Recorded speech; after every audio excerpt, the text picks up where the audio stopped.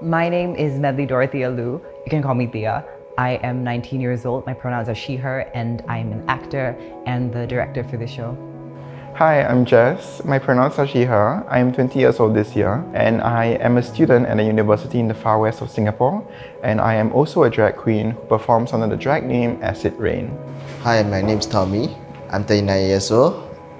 I raised my son as a single dad since he was 8 months old.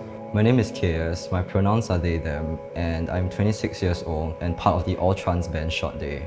Hi, I'm Shania. I'm 43 years old. I go by the pronouns she, her.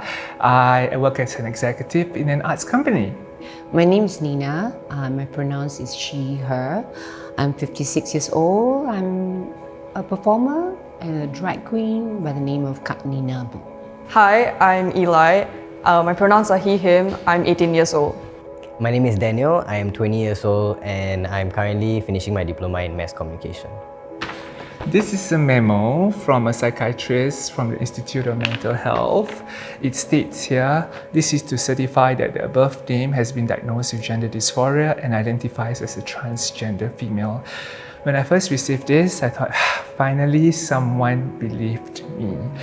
I spent many years living as a gay man and I was even married to one, but I always had intimacy issues. So the problem is that I had bottom dysphoria. I once saw a psychiatrist and he says that, I know what's your problem. You want to be a woman. I said, no, I am one. What made you want to be involved in this production? Why? Because I think this is the chance of a lifetime.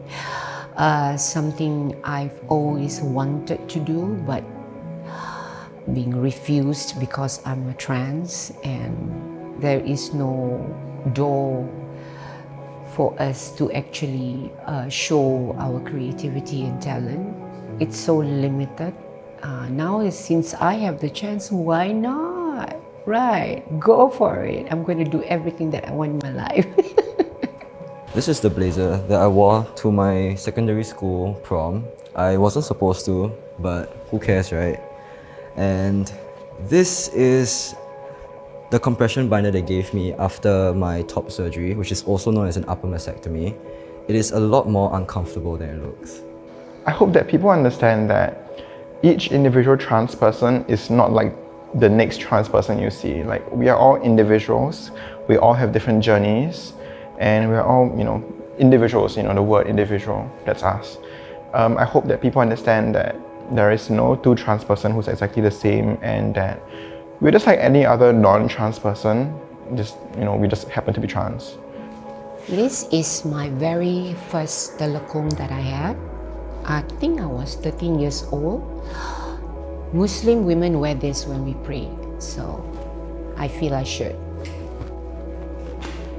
And this is a sarong that my late mother bought for me when I was 15 years old. Usually during Hari Raya, when my relatives come and visit me, I was very uncomfortable of what I wear in front of them. And I'm so not going to wear Malay baju kurung for men. No, it's just not me. So my late mother came up with this idea. A sarong, why not, right? It's unisex, both men and women can wear this. And this sarong is a bit more feminine because of the pattern and the fabric. Yeah, it's so me.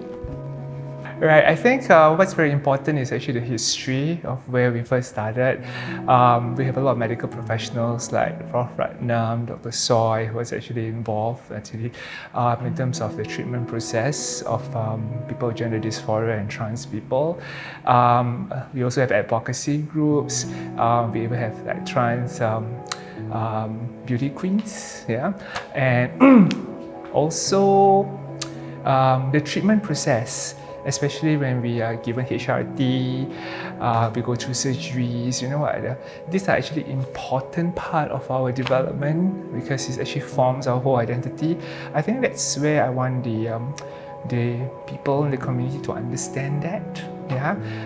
It takes a long process to eventually just be ourselves. So this is the first bottle of cologne that I bought for myself. So to me, a good cologne means it's a sign of a man who has good taste. So this was my first one.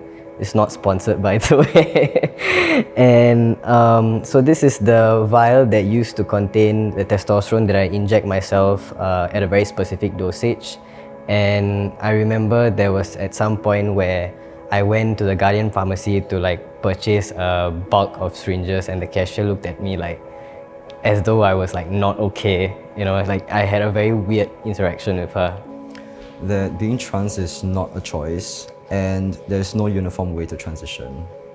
I have a trans flag. So the blue represents the masculine, the pink represents the feminine, and the white represents those who are in transitioning or those that don't have a defined gender. As you can see, it kind of looks like a shower curtain because of the really big size and like the hook thingies.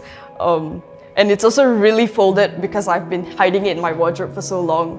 I feel like I didn't have very many like new insights because it's very easy to like know theoretically like what happens in like the years that have gone by. But I think what was interesting for me was learning every individual's like personal history and hearing like all the similarities and differences in each of our transitions and our like journeys where we found ourselves. And I think that has been insanely beautiful.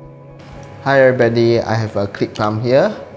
This is a pump that we use, that trans men use to enlarge their clit to prepare us for surgeries, be it the medioplasty or the phalloplasty. For some of us, we learned at a very later age about who we are, and we had access to things much later on in life. But for the younger ones, we were able to have that privilege and, you know, to be able to transition at such a young age. And yeah, I think it's just seeing the diversity in person is very different from just like hearing stories like online and stuff. So I think that's one thing that I really appreciate about being a part of this production. So this is the very first skater skirt that I bought for myself when I started transitioning. It's a bit of a stereotype that like trans girls wear these like black tennis skirts, and because you know they're very feminine, they're very like frilly. It's like something a cheerleader would wear.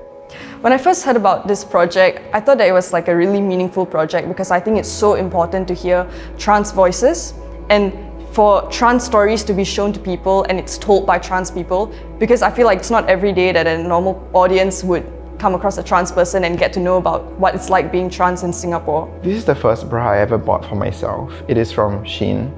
As you can see, there's really like no padding, there's no push-up effect to it. It kind of looks like two black crabs on my chest when I wear it. I mean, you could use it as like a two-person face mask. If you have a really big face, you could use it as an eye mask as well.